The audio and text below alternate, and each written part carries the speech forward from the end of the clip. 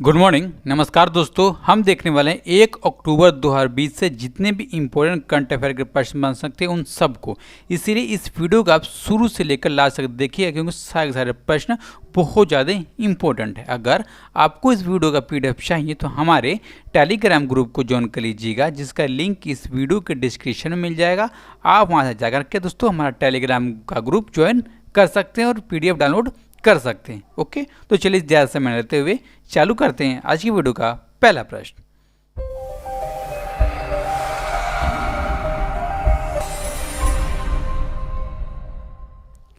International translation day is observed on which of the following days, यानी कि अंतर्राष्ट्रीय अनुवाद दिवस निम्न में से किस दिन मनाया जाता है। दोस्तों इसको हर साल ऑप्शन नंबर डी यानी कि 30 सितंबर को इंटरनेशनल ट्रांसलेशन डे के रूप में मनाया जाता है। क्यों? क्योंकि दोस्तों जो भी व्यक्ति पेशेवर तौर पर एक भाषा से दूसरी भाषा में अनुवाद करने का काम करते हैं, उनकी समझ, संवाद और सहयोग की सुविधा को दोस्तों पहचानने के लिए और पूरे वर्ल्ड में उनके प्रति दोस्तों सम्मान देने के लिए इसको मनाया जाता है। ठीक है दोस्तों, अब देखिए अब की बार का 2020 का इंटरनेशनल ट्रांसलेशन डे का थीम क्या है दोस्तों? थीम है finding the words for a world in crisis. क्या?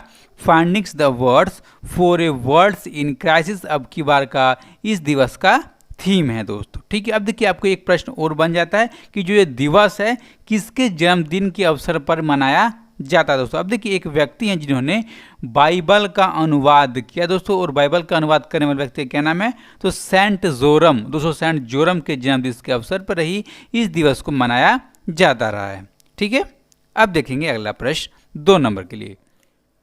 बाबरी मस्जिद विध्वंस मामले में लखनऊ की स्पेशल CBI कोर्ट ने मामले पर फैसला सुनाते हुए सभी कितने आरोपियों को बरी कर दिया है दोस्तों? बरी कर दिया है ऑप्शन नंबर ए यानी कि 32 आरोपियों को बरी कर दिया है दोस्तों। मुख्य तौर पर हमारे पूर्व उप प्रधानमंत्री लाल कृष्ण आडवाणी, मुरली मनोहर जोशी और उमा भारती, इन तीनों को दोस्तों मुख्य तौर पर बरी कर दिया गया। उनके अलावे कितने लोग दोस्तों? इनके अलावे 29 लोग और टोटल 32 लोगों को इस मामले से बरी कर दिया दोस्तों। अब देखिए मामला है कब का? ये मामला है 28 साल पहले यानी कि 6 दिसंबर 1992 का मामला दोस्तों। उस समय जो हमारे अयोध्या में बाबरी मस्जिद था उसको गिराने का दोस्तों ये मामला है, उन पे ये केस चल रहा था। अब देखिए दोस्तों केस किसके पास था दोस्तों? ये केस था हमारे CBI के पास में। अब देखिए इसी मामले में जो इलाहाबाद हाई कोर्ट है उसने 30 सितंबर 2010 को दोस्तों इसमें फैसला सुनाया था। ठीक है, अब देखेंगे दोस्तों हम किसके बारे में, तो हम देख लेते हैं दोस्तों ये बाबरी मस्जिद अयोध्या में और अयोध्या लखनऊ में। तो दोस्तों लखनऊ राजधानी किसकी है? तो उत्तर प्रदेश की, और इसकी चीफ मिनिस्टर हैं योगी आदित्यनाथ, गवर्नर आनंदीबेन पटेल, और इसकी पार्लियामेंट में सीटें हैं राज्यसभा की 31 और लोकसभा की 80। राज्य बना था 24 जनवरी 1950 को और इलाहाबाद हाई कोर्ट के अंडर में आता है। इसकी पैट टाइम के चीफ जस्टिस हैं Govind Mathur.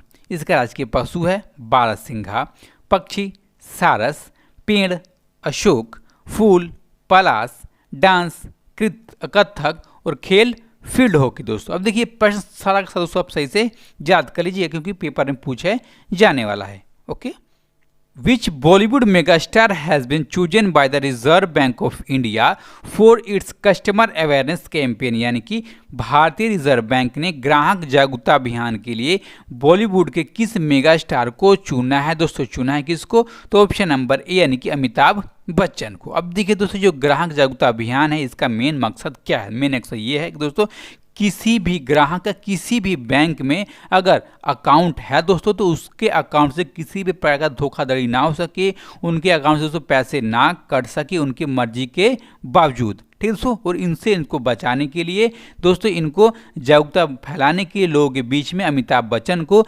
Reserve Bank of India ने चुना है दोस्तों। ठीक है, अब देखिए आपको याद करना होगा दोस्तों कि जो RBI है ट्विटर पर सबसे लोकप्रिय केंद्रीय बैंक बन गया, जिसके दोस्तों ट्विटर के ऊपर लगभग 9.66 लाख फॉलोअर्स हो गए हैं दोस्तों। दूसरे नंबर पर कौन सा आता है? दूसरे नंबर पर है द यूरोपियन सेंट्रल बैंक, और उसके ट्विटर के ऊपर 5.81 लाख दोस्तों फॉलोअर्स हो गए हैं दोस्तों। वर्ल्ड का सबसे ज़्यादा फॉलोअर्स वाला केंद्रीय bank reserve Bank of India, और 2 नंबर पर द यूरोपियन सेंट्रल बैंक दोस्तों। अब हम जानेंगे अमिताभ बच्चन के बारे में। अब देखिए अमिताभ बच्चन हैं कौन दोस्तों। अमिताभ बच्चन के बारे में आपको बताने की मुझे लगता है कि आवश्यकता तो है, लेकिन तभी हमको बता देते हैं दोस्तों। ये देखिए एक फिल्म निर्माता, टेलीविजन होस्ट, सामयिक पार्श्व गायक और दोस्तों एक पूर्व राजनीतिज्ञ भी ये रह चुके हैं अमिताभ बच्चन। ठीक है दोस्तों। अब देखिए इनको पहचान कब से मिली दोस्तों। इनको पहचान इनकी फिल्म थी शहंशाह 1988 में दोस्तों, और उनसे इनको अच्छी तरह से पहचान मिली। ठीक है दोस्तों। अब देखिए इनको भारत सरकार की तरफ से पद्मश्री 1984 में, पद्म भूषण 2001 में और पद्म विभूषण दोस्तों 2015 में भी दिया जा चुका है, और 2019 के लिए इनको दादा साहेब फाल्के पुरस्कार से भी दोस्तों नवाजा गया।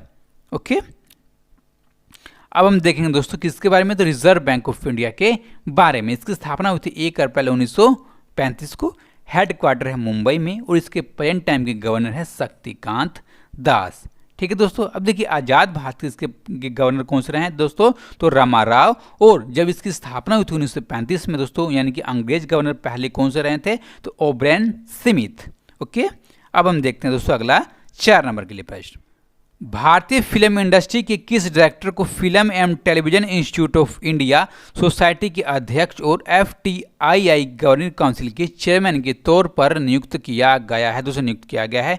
ऑप्शन नंबर सी यानी कि शेखर सुमन को फिल्म एवं टेलीविजन इंस्टीट्यूट ऑफ इंडिया के अध्यक्ष और इसी के गवर्निंग काउंसिल के चेयरमैन के तौर पर नियुक्त किया गया है दोस्तों। अब देखिए हैं कौन दोस्तों, ये एक मुख्य तौर पर फिल्म डायरेक्टर हैं, और दोस्तों इन्होंने बहुत अच्छी अच्छी फिल्मों को डायरेक्ट करने का काम किया दोस्तों। मुख्य फिल्में की कौन कौन सी हैं, मुख्य फिल्में दोस्तों कौन सी, तो मासूम, मिस्टर इंडिया, बैंडिड, क्वीन और दोस्तों एलिजाबेथ नाम के दोस्तों को मुख्य फिल्में हैं जिनको इन्होंने डायरेक्ट करने का काम किया। अब देखिए दोस्तों ये स्थान किसका लेने वाले हैं दोस्तों, स्थान लेने वाले हैं बीपी सिंह का दोस्तों। जो बीपी सिंह है इनका कार्यकाल मार्च 2020 में ही खत्म हो गया, लेकिन दोस्तों कोरोना वायरस के कारण इन जो पद था इसको अभी तक खाली रखा गया था। ओके। अब हम देखते हैं अगला प्रश्न 5 नंबर के लिए। Who has been recently elected a member of the Parliamentary Committee on Foreign Affairs यानी कि विदेश मामलों की संसदीय समिति का सदस्य हाल ही में किसे चुना गया है दोस्तों, चुनी गई हैं। ऑप्शन नंबर ए यानी कि हरसिमरत कौर बादल को विदेश मामलों की संसदीय समिति का सदस्य के तौर पर दोस्तों इनको चुन लिया गया दोस्तों। अब देखिए हैं कौन दोस्तों, ये सांसद है किस पार्टी से, तो पंजाब की एक मुख्य पार्टी है शिरोमणि अकाली दल, और दोस्तों जो एनडीए है उसकी 22 साल दोस्तों पुराना ये पार्टी थी, इसके साथ में काम करने वाले दोस्तों। लेकिन जो हमारा फॉर्मर का बिल चल रहा था दोस्तों उसको देखते हुए इस शिरोमणि अकाली दल ने एनडीए दोस्तों अपना नाता तोड़ लिया, और उसके बाद दोस्तों ये मंत्री के पद पर थी दोस्तों। किस मंत्री के पद पर, तो फूड प्रोसेसिंग के मंत्री के पद पर थे दोस्तों, और उस मंत्री पद से भी दोस्तों इन्होंने इस्तीफा दे दिया है प्रेजेंट टाइम पर। ओके। और इनको अभी विदेश मामलों की संसदीय समिति का सदस्य के तौर पर इनको दोस्तों चुना गया है। ओके। अगला प्रश्न। Which first and only woman chief minister of Assam recently passed away यानी कि असम की किस पहली और एकमात्र महिला मुख्यमंत्री का हाल ही में निधन हो गया दोस्तों, निधन हो गया। ऑप्शन नंबर सी यानी कि सैयद अनवर तैमूर दोस्तों एकमात्र महिला मुख्यमंत्री हैं असम की जिनका हाल ही में लंबी बीमारी के कारण निधन हो गया। अब देखिए असम की मुख्यमंत्री के तौर पर ये 6 दिसंबर 1980 से लेकर के 30 जून 1981 तक दोस्तों इन्होंने अपनी सेवाएं देने का काम किया। ठीक है दोस्तों। अब देखिए उनको 1988 में कांग्रेस की तरफ से कांग्रेस राज्यसभा का सदस्य के दोस्तों इनको नामित किया गया था। ठीक है दोस्तों। लेकिन इन्होंने 2011 में कांग्रेस छोड़ दी, और उसके बाद इन्होंने all India United democratic front में दोस्तों ये जाकर शामिल हो गए। ठीक है दोस्तों। अब देखिए हमको पता होगा कि कुछ दिन पहले दोस्तों यानी कि इस साल के दोस्तों पहले में ही NRC यानी कि जो नेशनल रजिस्टर ऑफ सिटीजन्स है दोस्तों उसमें इनका नाम नहीं आया था, यानी कि दोस्तों इनका नाम गायब हो गया था दोस्तों। उन गायब होने के बाद ही इनका दोस्तों फिर ये चर्चे में आई, कब, तो 2018 दोस्तों ये चर्चे में रही थी। ओके। अब हम देखेंगे दोस्तों मुख्य फैक्ट किसके बारे में, तो असम के बारे में। जो असम है इसकी राजधानी है Dispur, chief minister Sarbananda Sonowal, governor Jagdish Mukhi, और इसकी पार्लियामेंट सीटें हैं राज्यसभा की 7 और लोकसभा की 14, और राज्य बना था 26 जनवरी 1950 को, और गुवाहाटी हाई कोर्ट के अंडर में आता है। इसका राज्य के डांस है बिहू। जानवर काजीरंगा, बर्ड वाइट बिंग बुक डक, फूल लॉर्सन ऑर्किड, पेड़ होलिंग वृक्ष का पौधा और नदी है दोस्तों Brahmaputra. Okay, next question 7 number के लिए। Who launch doctor Krishna Saxena's book a basket of flowers, यानी कि डॉक्टर कृष्णा सक्सेना की पुस्तक ए बास्केट ऑफ फ्लावर्स को किसने लॉन्च किया? दोस्तों इसको लॉन्च किया गया ऑप्शन नंबर सी, यानी कि हमें पटना के रक्षा मंत्री राजनाथ सिंह की तरफ से दोस्तों इस किताब को लॉन्च किया गया दोस्तों। ठीक है, अब देखिए जो डॉक्टर कृष्णा सक्सेना है दोस्तों, ये हैं कौन, और इसका दोस्तों आपको नाम याद कर ही लेना है दोस्तों। अब देखिए ये 1955 में उत्तर प्रदेश के लखनऊ से पीएचडी करने वाली दोस्तों पहली महिला हैं दोस्तों। अब देखिए पहले महिला हैं, इसे दोस्तों ये बहुत ज़्यादा इंपॉर्टेंट हो जाती हैं। ठीक है दोस्तों, अब देखिए इस किताब को लॉन्च किसने किया? तो इस किताब को लॉन्च किया राजनाथ सिंह ने। और दोस्तों इस किताब को जो डॉक्टर कृष्णा सक्सेना है दोस्तों, इनका घर है न्यू दिल्ली में और वहाँ से इसको लॉन्च किया गया है। ठीक है दोस्तों, अब हम देखेंगे अगला प्रश्न किसके बारे में दोस्तों, तो 8 नंबर के बारे में।